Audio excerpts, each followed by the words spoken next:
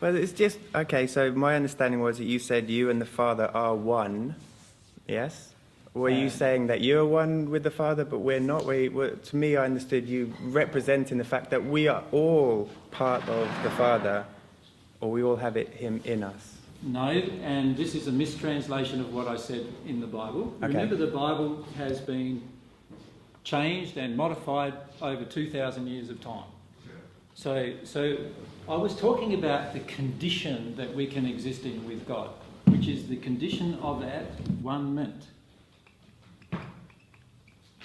And that condition is, once I receive God's love to the point that I actually have all of the same ideas about love that God has, I am now at one with God in terms of everything that I do. I am now in harmony with God, at one with God. That doesn't mean that I'm God. It means that I am at one with God in everything that God desires. God desires love, I desire love. God knows how to use the attributes of love. When I'm at one with God, I know how to use it without hurting, harming any single person or being. And this condition of at one-ment with God is the condition I was describing.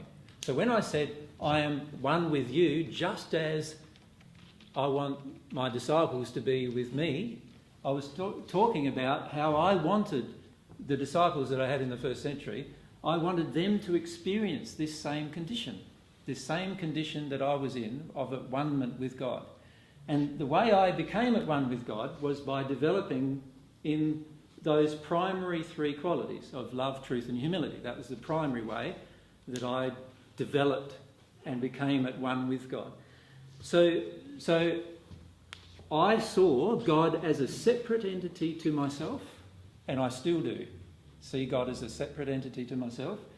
But once you progress in love, truth and humility to the point you become at one with God, you now have the same viewpoints on all matters regarding truth and love that you've discovered up to that point as God has. It doesn't mean that there's not more to discover, because there is, but you at least now are at one with God in the way in which you display love. Does that make sense? Yeah, that's lovely. Thank you.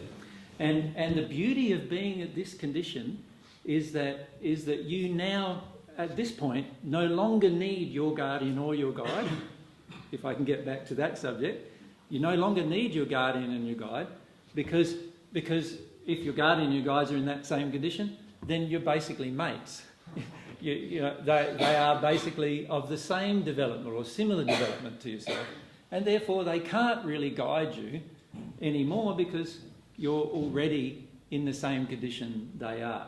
And this is where, and it doesn't mean that all guardians and guides are at one with God, because some of them are lower in condition to that, but they are all higher of condition, higher than ourselves in love, truth and humility.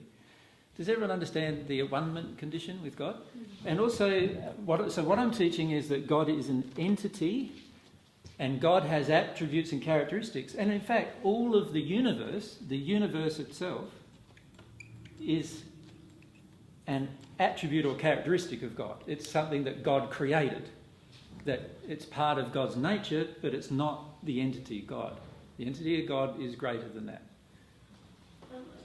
Just for clarification, are you saying that you are Jesus, or are you saying that you are the Christ being?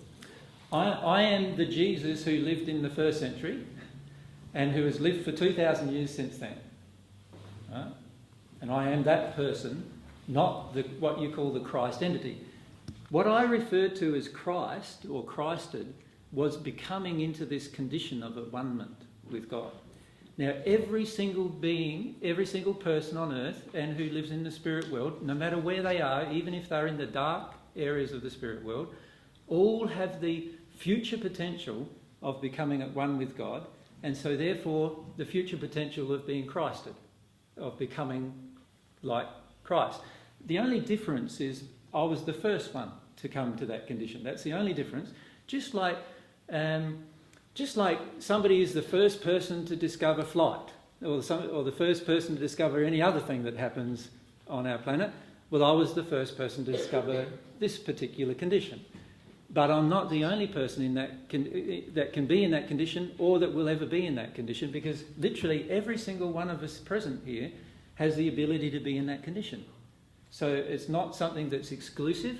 It's sort of like, and this is why I called it, my brothers and sisters all had, which all of you are, all have the same ability to be in the same condition that I was living in the first century on earth. Exactly the same.